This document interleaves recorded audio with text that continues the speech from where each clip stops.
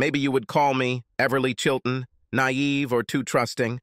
I was once like that, but not anymore. My husband Harris and I met after college while working in neighboring buildings. We seemed to take an almost instant liking to each other. He is very good-looking and charming. After 5 or 6 dates, we started having sex. Even though we got along well and had a good rhythm in bed, I was surprised when he asked me to marry him. The reason I was surprised was because I had seen pictures of all his old girlfriends. He didn't hide them from me, and I didn't hide my past from him either. And they were all well endowed. I'm proud of my breasts, but I don't have nice soft curves. As a result of weekly intense exercise, I have an athletic body, but with a huge muscular bubble butt. Anyway, Harris and I got married, and my best friend Ashley Morton was my maid of honor. Ashley's husband Bill, owner of an event planning company, was kind enough to plan our wedding only at cost. Harris seemed to really like Bill, and not just because he made our wedding inexpensive, and Ashley. We became and remained great friends with Ashley and Bill, and together we're part of a friendship group of 6 couples. Harris and I agreed on many important things, not the least of which was that we would have at least 2 children, but only after 6 years of marriage. So I regularly took a birth control shot every 3 months, which is important because our sex life never really stopped, a nice 3 or more times a week. Ashley is a little older than me, so while Harris and I had been married for about 3 years, and she and Bill had been married for about 6, she went off birth control.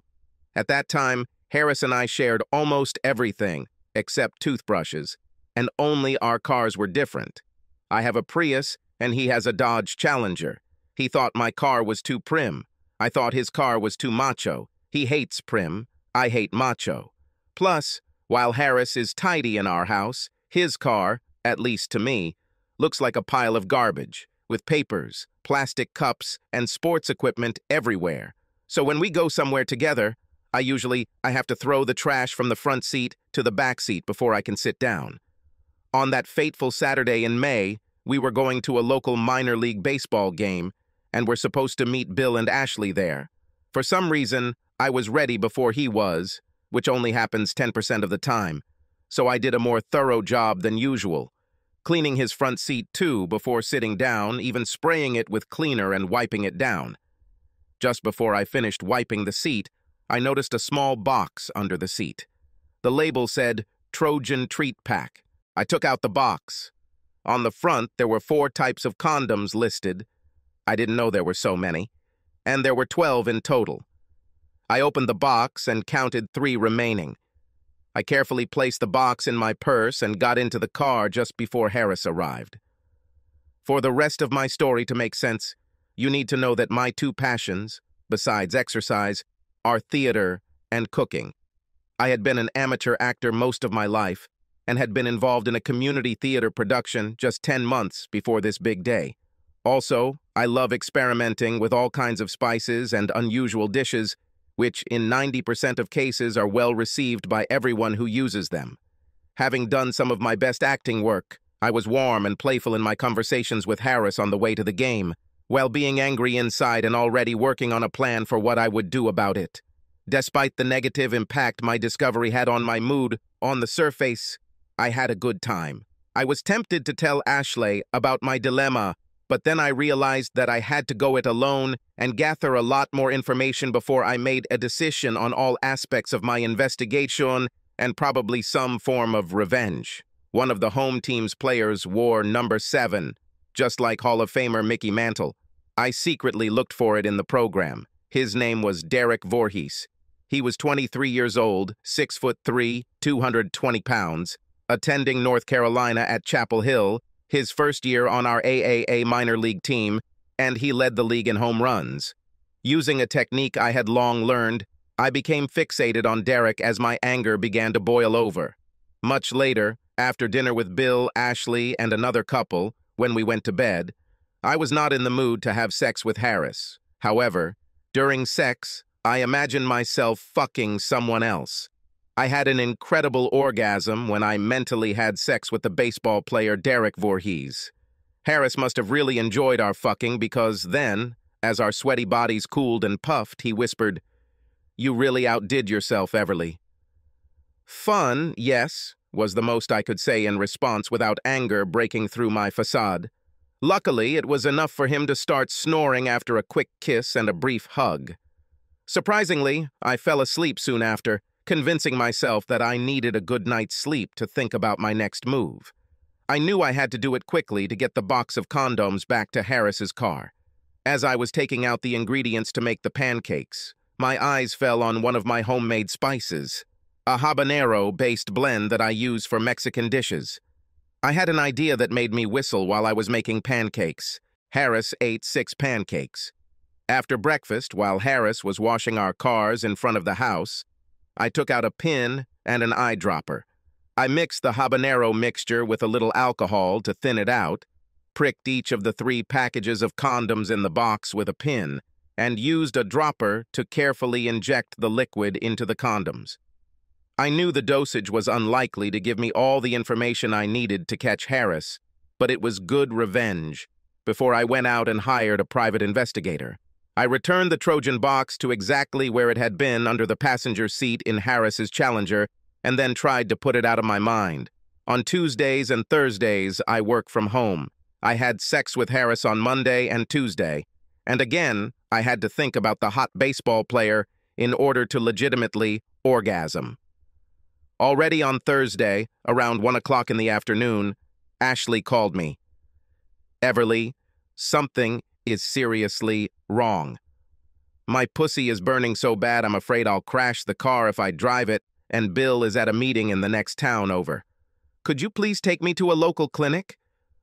The sound she made as she said those words were scary, so I immediately took the keys to my Prius and drove to her house just a mile away. She stumbled along, clutching an ice pack to her groin.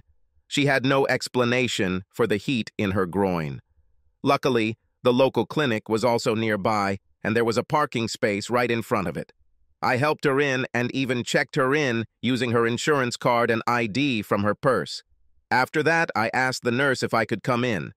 Apparently, the nurse thought I was her sister, since our facial features, height, and hair are very similar, and muttered what I interpreted as yes.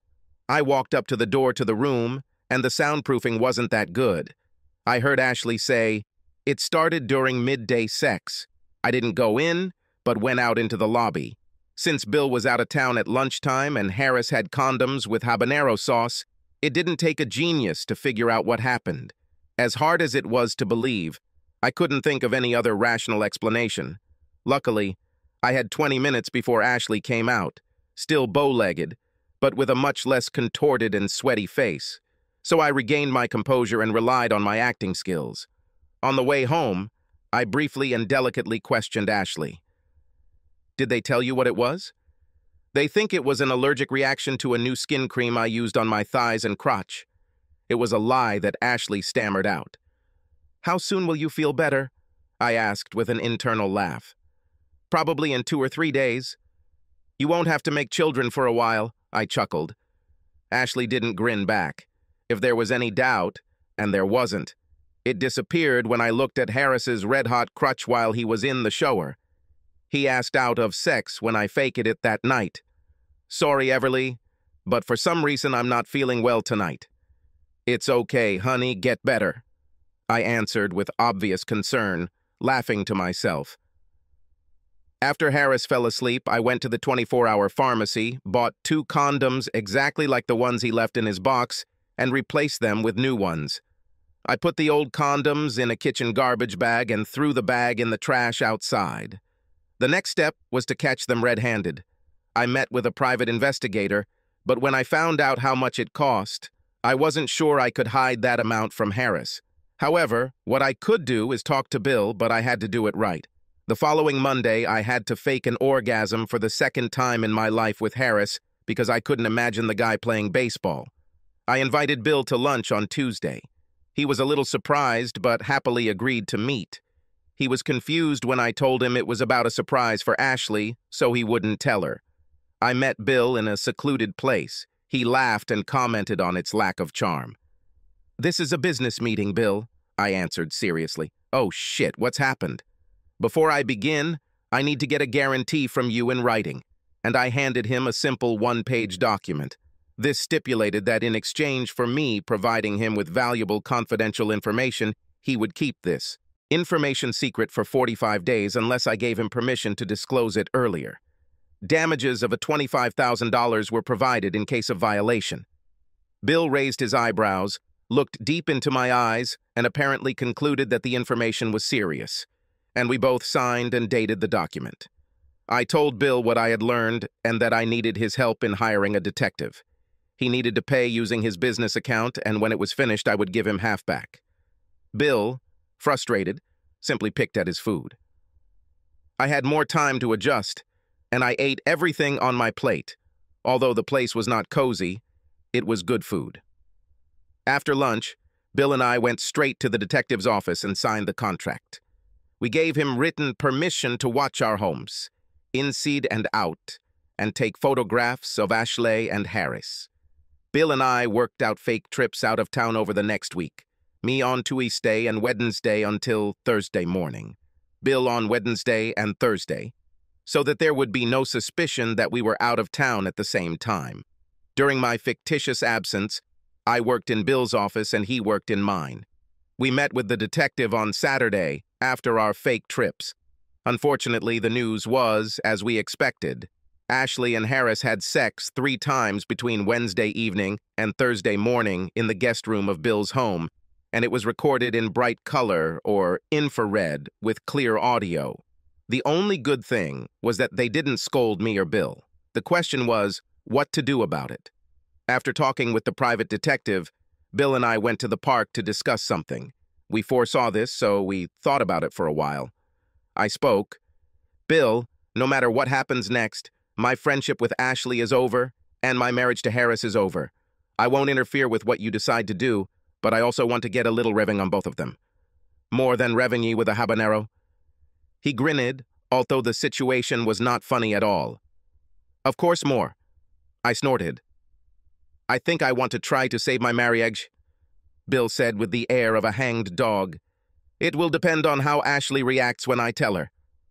Okay, but remember our contract. I need a few more days to decide what to do, so don't pin this on Ashley until I give the go-ahead. I promise it will take much less time than 45 days. Bill shook his head dejectedly. We briefly hugged, and he sadly walked away.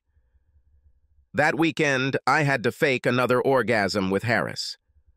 Monday morning, as I was looking through the local morning paper, I looked at the front page.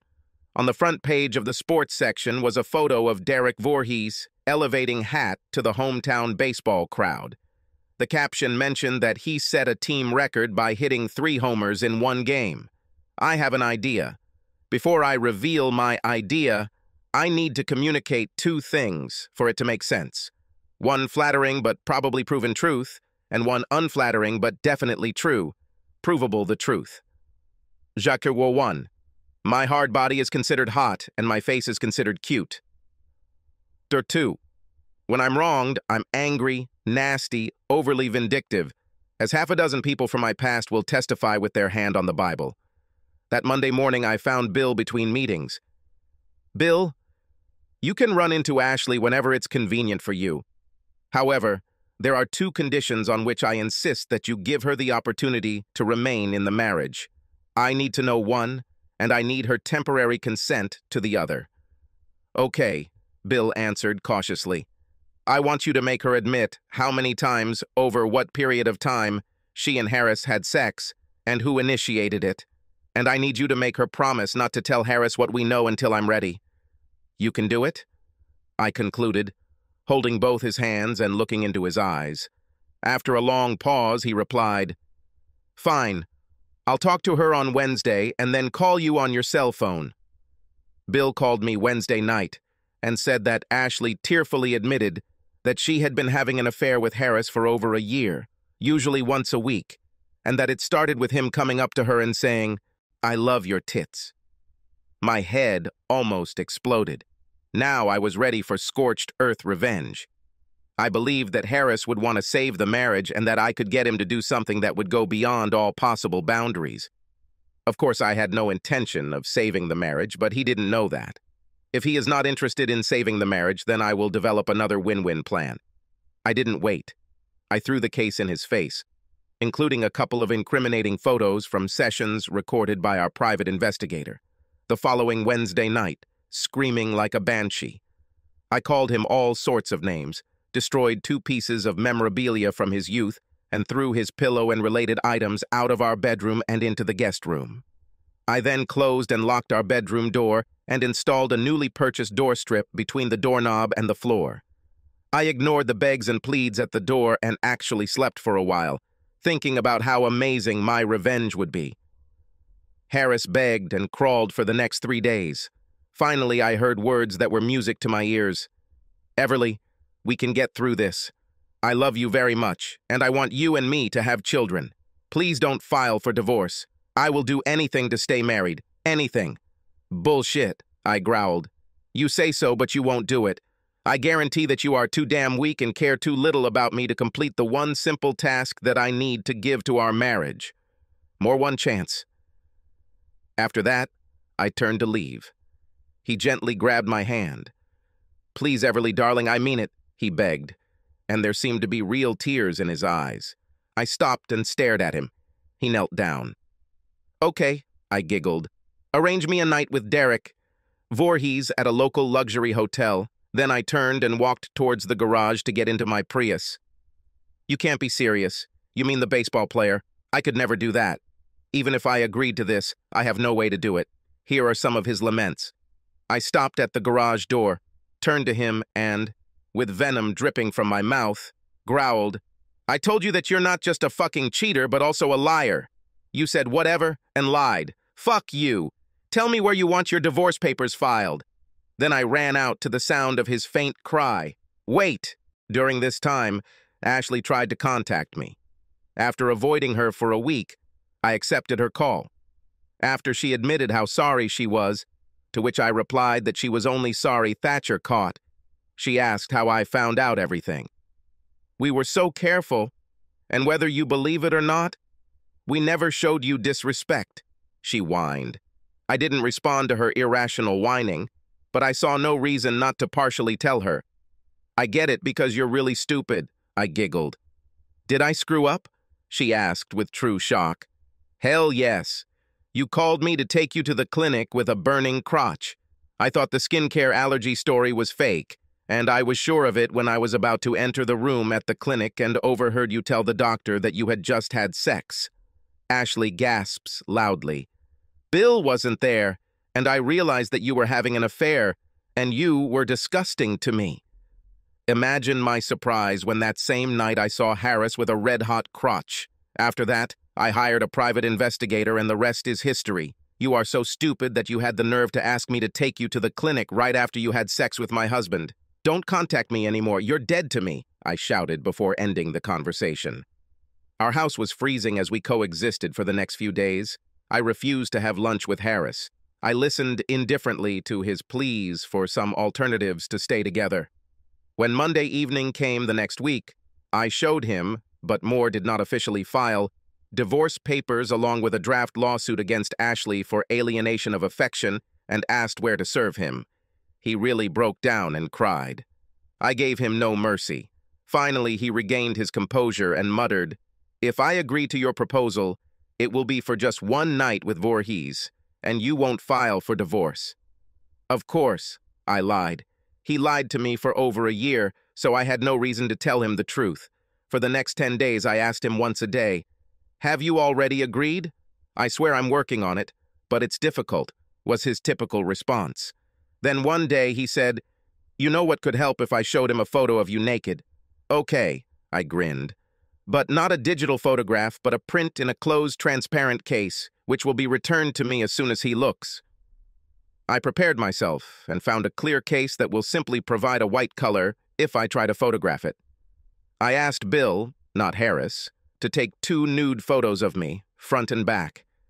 I was pleased to see how Bill's eyes widened and sweat formed on his forehead as he took photographs, and how he could not speak a word as he looked at me as I slowly got dressed. I don't know how Harris did it.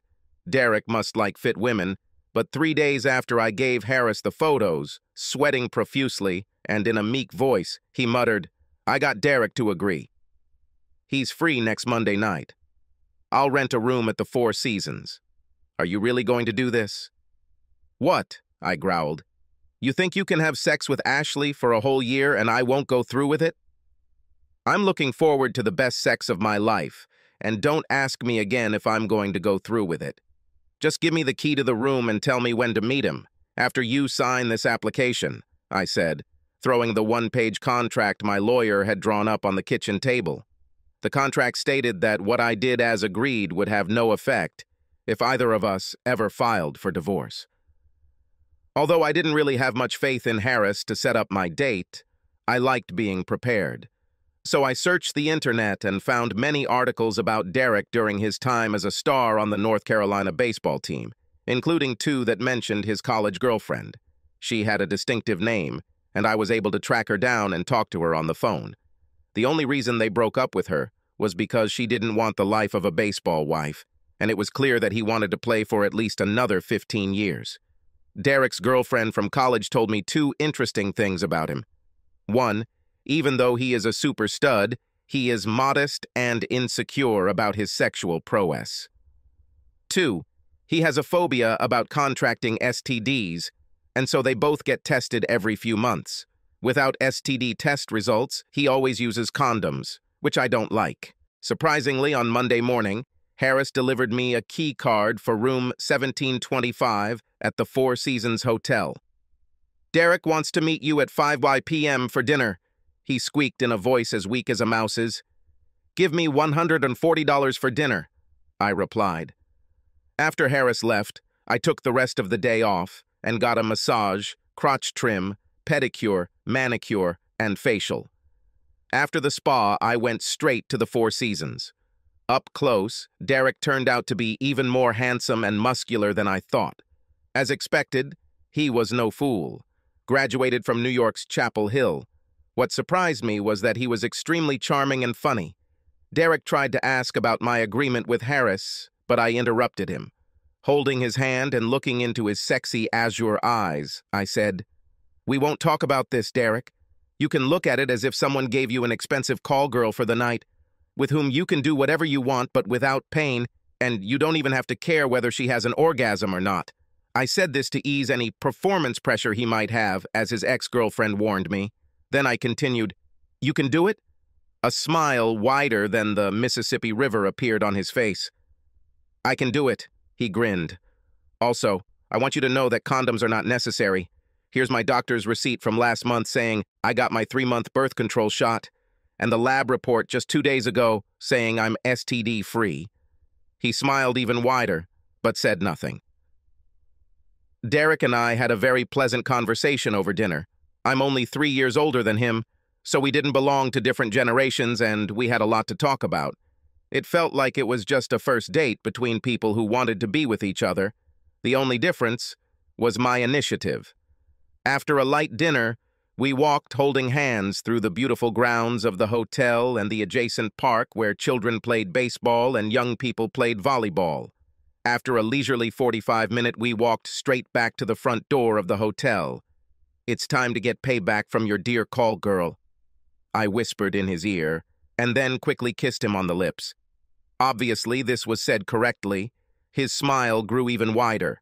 When we got up to room 1725, I playfully pushed Derek onto the main sofa, knelt down, and took off his shoes and socks, lightly rubbing his bare skin with my fingers. Then I stood up, kicked off my high heels, grabbed his hands, and pulled him to his feet. I slowly and erotically unbuttoned his shirt, making complimentary or carnal noises as I did so, tossing the shirt aside and holding out my hands, inviting him to unbutton the buttons of my blouse. This was followed by his tank top and my bra, then his pants and my skirt. He quickly picked me up, carried me to the double four-poster bed, and threw me onto the luxurious coverlet. Then he attacked me like a man possessed. I thought we would take care of him first. Obviously, he had other ideas. It was absolutely adorable. I temporarily lost consciousness. I pressed myself against his chest and planted dozens of quick kisses on his lips as he chuckled with a series of interjections such as, "I've never, I'll recover," and "What the hell did you do to me?" Between kisses, I muttered, My whole body is tingling. And I really passed out from the sensory overload. After some bliss, Derek said, "We're both too sweaty.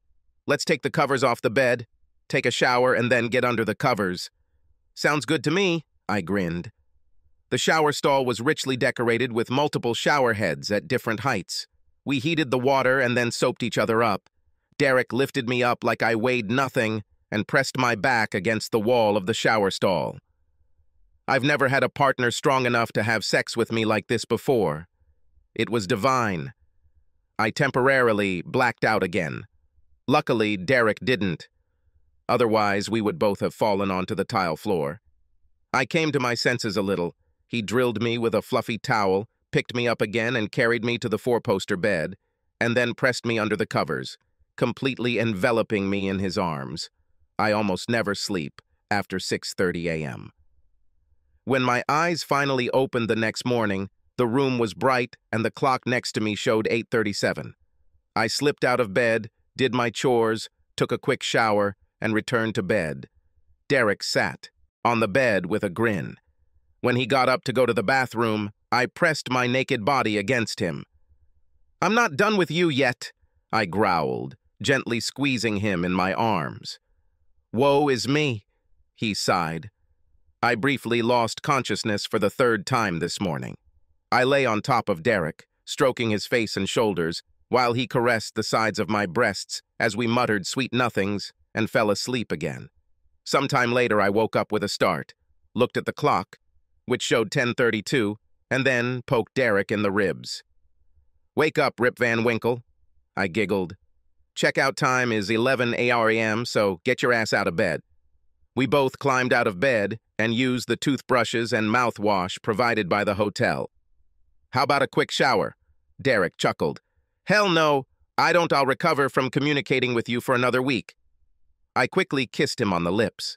Since we didn't have any luggage to pack, we went down to the ticket counter at 11:01 and then went to the restaurant to have breakfast. We carried on a completely cheerful conversation, occasionally holding hands or touching each other's legs. When we both realized it was getting close to 1 p.m., he insisted on paying. "Since you embarrassed me by paying for dinner," we got up to leave.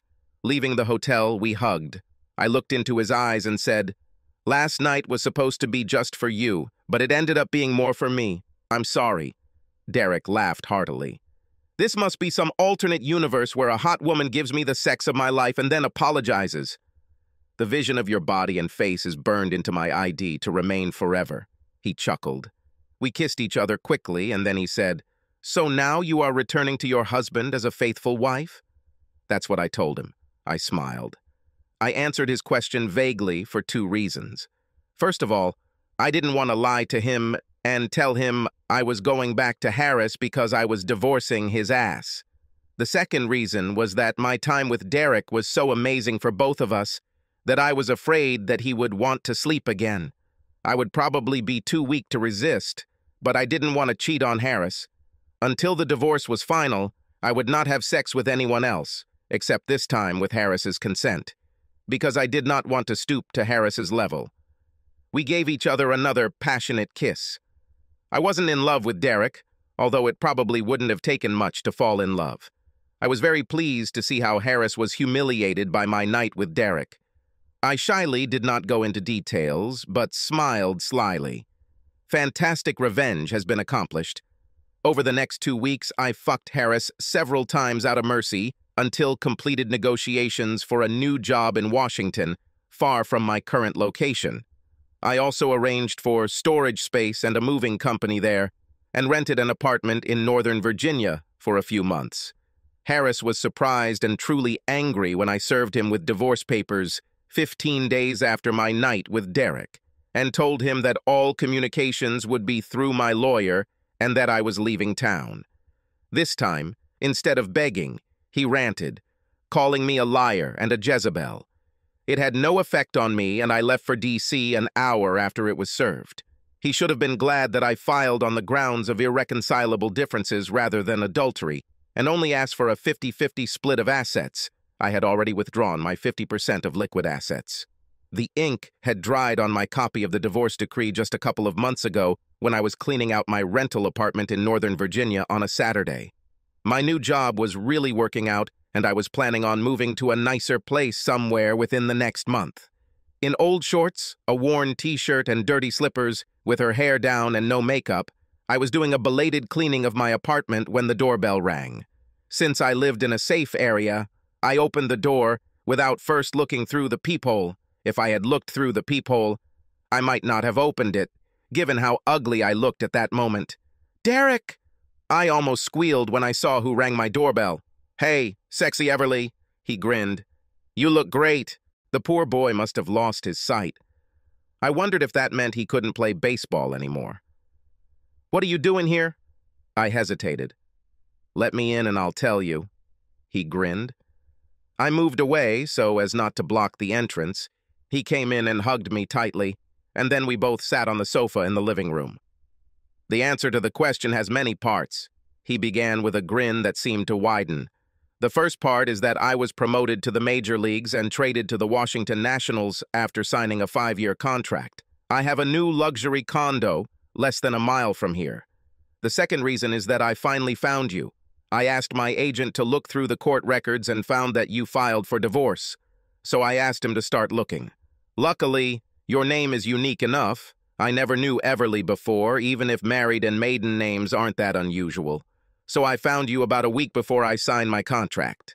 I just got back from spring training, and tomorrow is home opener day. I have an invitation that I hope you will take advantage of." Why did you track me?" I muttered. Derek laughed. "If you have to ask, you must be the best actress in the world because I thought you liked it the first time we met as much as I did. Simply put, I want a relationship with you." I paused for a moment and then said, "Relationships? Not one-night stands?" "Yes, relationships. I was attracted to your personality as much as your looks, and considering you gave me the best sex of my life, the last thing I want is another one-night stand. It would ruin me for all other women in the future, and would probably ruin my career, as I would suffer too much for not being with you." I swallowed hard. "Do you really think I look sexy the way I do today? Or was that just an offhand comment? Are you really worried about how you look today?" He chuckled. Then, grinning, but at the same time seriously, he said, "The answer to your question is yes. I think you look incredibly sexy just the way you are. I'm not entirely sure how what happened next actually happened. Afterwards, everything happened quickly. I met Derek's parents and sister on the opening day of his house, not surprising because my place was next to theirs. We seemed to get along great. I moved into Derek's new house with him a week after it opened. After the season ended, we got married. Unlike his college girlfriend, I didn't mind the life of a major leaguer's wife because when he came home from trips, the sex was amazing. He's now signed his second major contract with the Nationals, and I'm pregnant with our second child. Once a week, I draft and then delete before sending an email to Harris and Ashley, thanking them for deceiving them, and then laughing because their hot crotches are responsible for my red-hot love life.